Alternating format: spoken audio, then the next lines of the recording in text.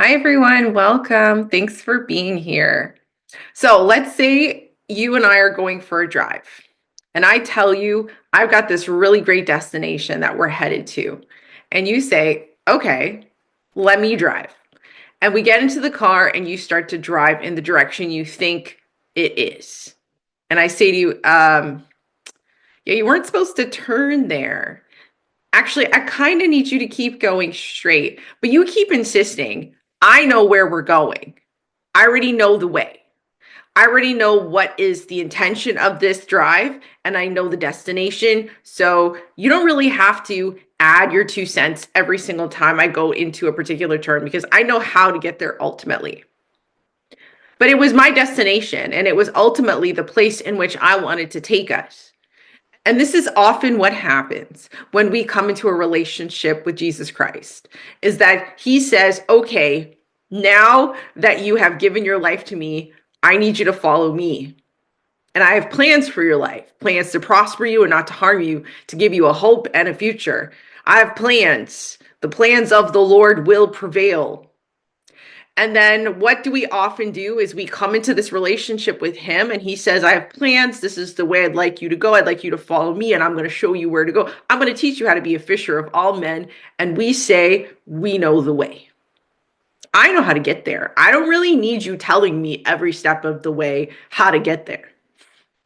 And then we're confused sometimes when we feel like the plan is frustrated or we're not moving in any direction because ultimately we do not know how to get there.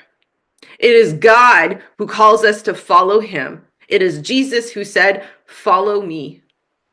And our job as believers is to follow him.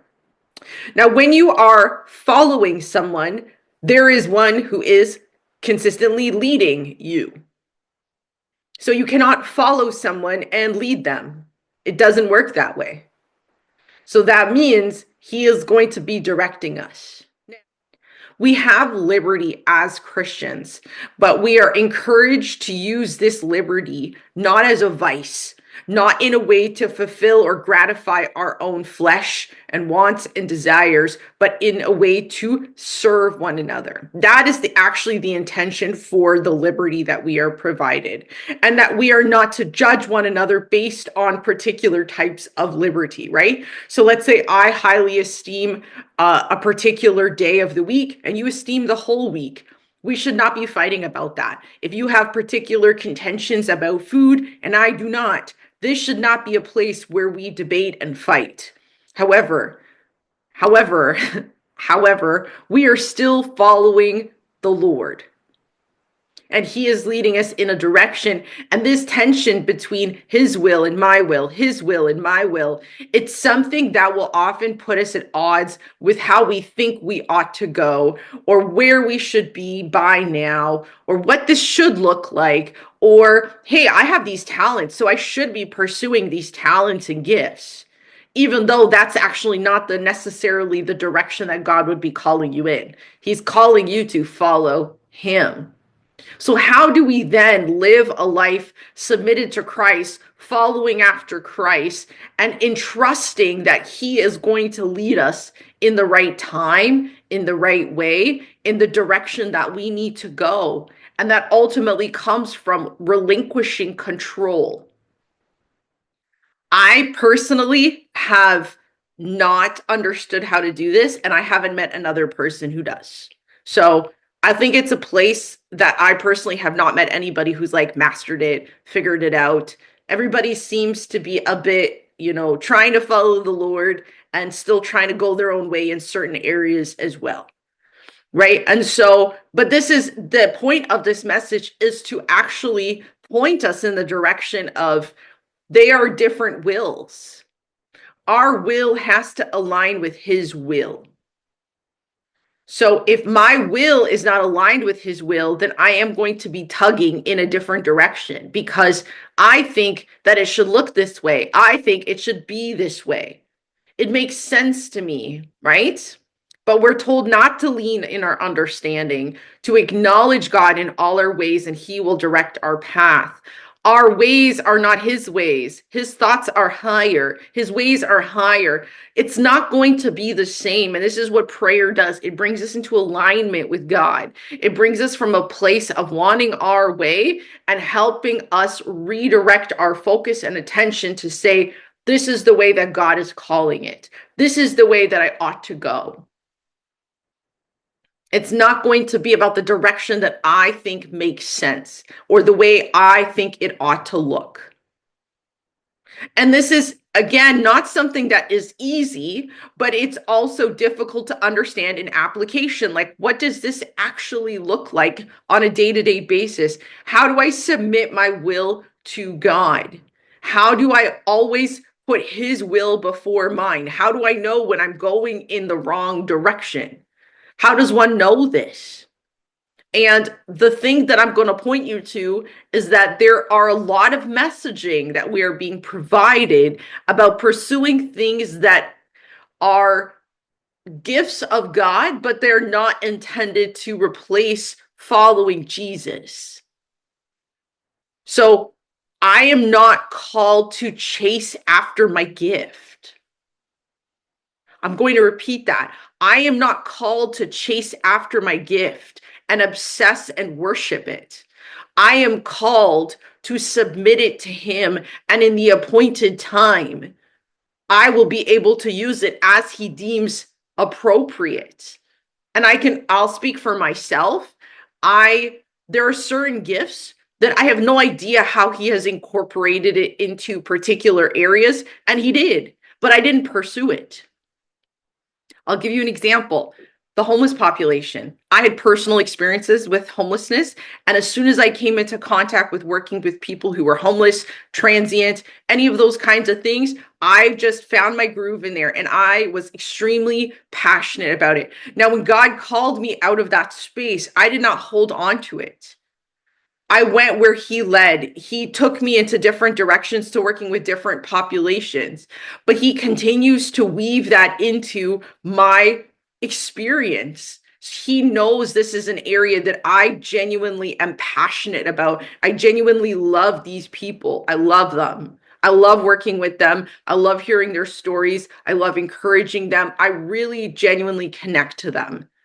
And for some reason, I don't ever have to pursue it. He will just bring me into spaces where I just get that contact. And I didn't have to hold on so tightly to my experience working in shelters. I let it go. I was sad. Trust me, I was very sad to work in different populations and to work with different people because I genuinely loved this group.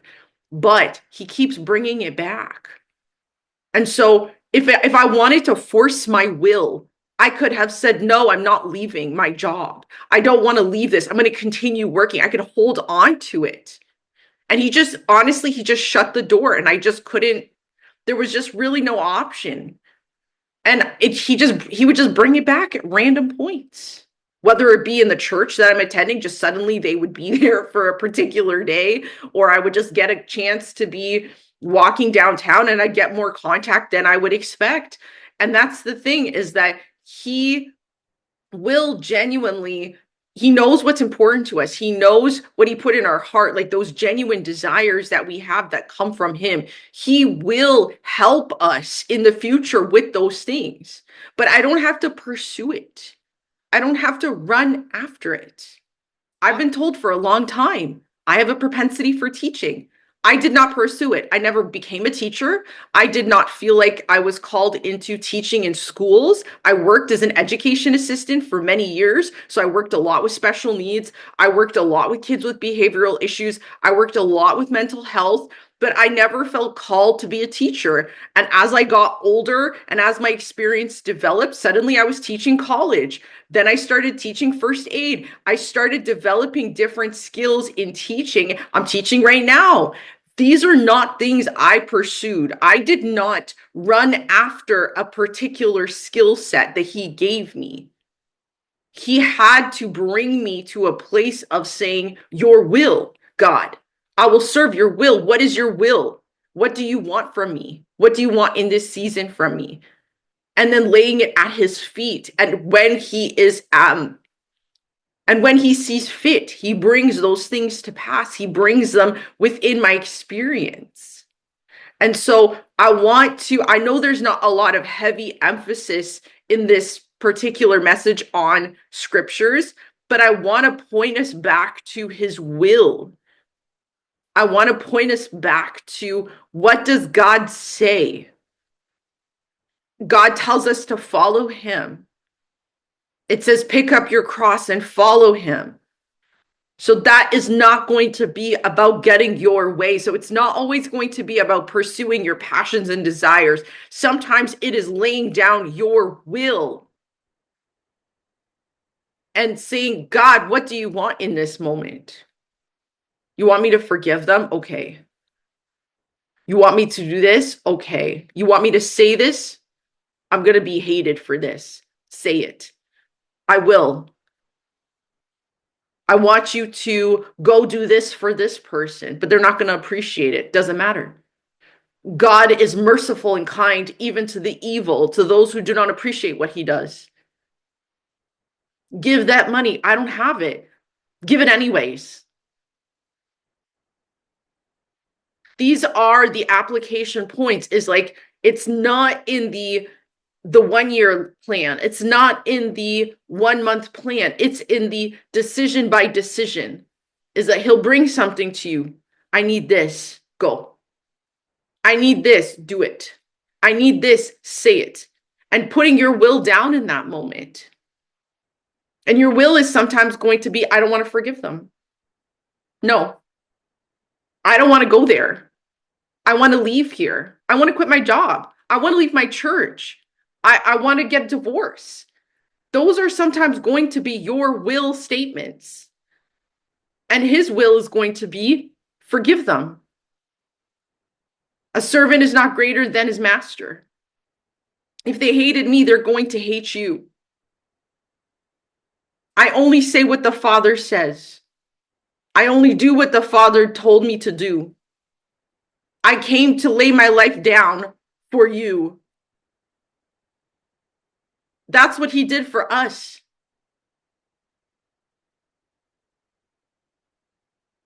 And so I challenge you and I encourage you, decision by decision, when you feel that nudge, when you feel that prompting, when you feel like, I don't want to do that, my flesh is rising up and wants to be right, or wants to do it my way, or I want my timing, or I'm feeling impatient, what is his will in this? What would Jesus do in this moment?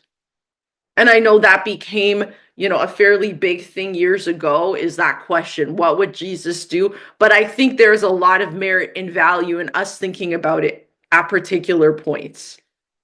And it's funny because I will tell you, in all honesty, I have noticed he's done some really amazing things in those moments when I really felt like I had to swallow my pride and force myself to do something I really didn't want to do.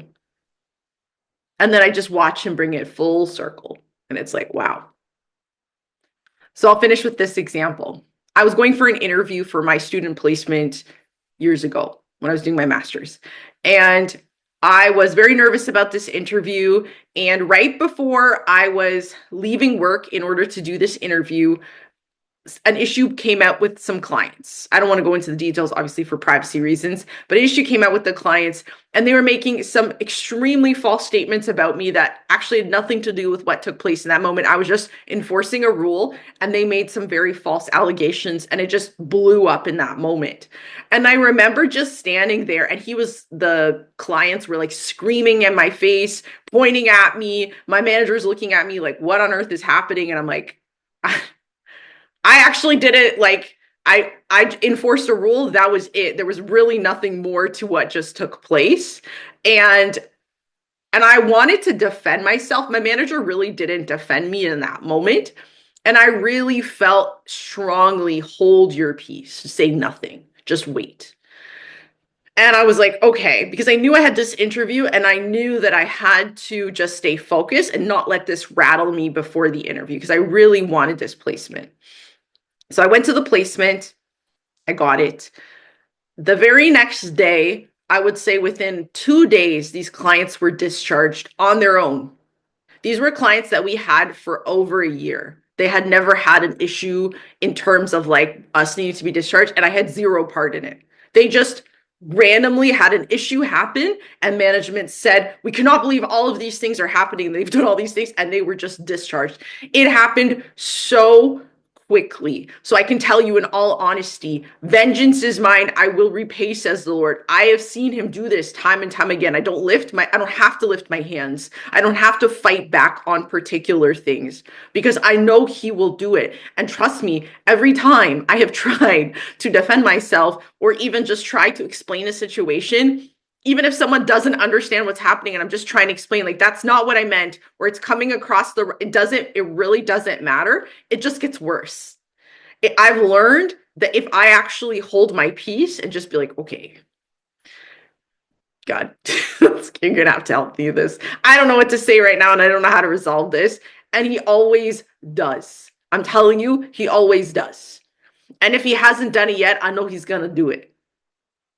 I know he will. So anyways, I hope this be an encouragement, and I hope this be also just a place where we can meet, right? It's like, this isn't easy for anyone. There's none of us this is an easy process for. We're all struggling through this process, but let's always focus on God's will. Have a great day, night, wherever you are. Bye.